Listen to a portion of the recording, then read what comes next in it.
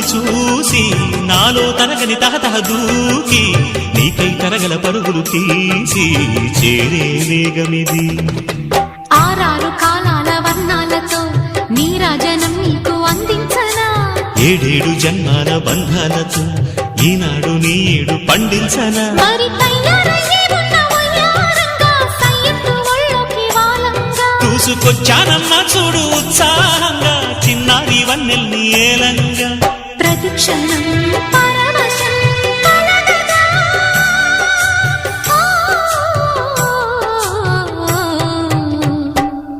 మనస పలకవే మధుమ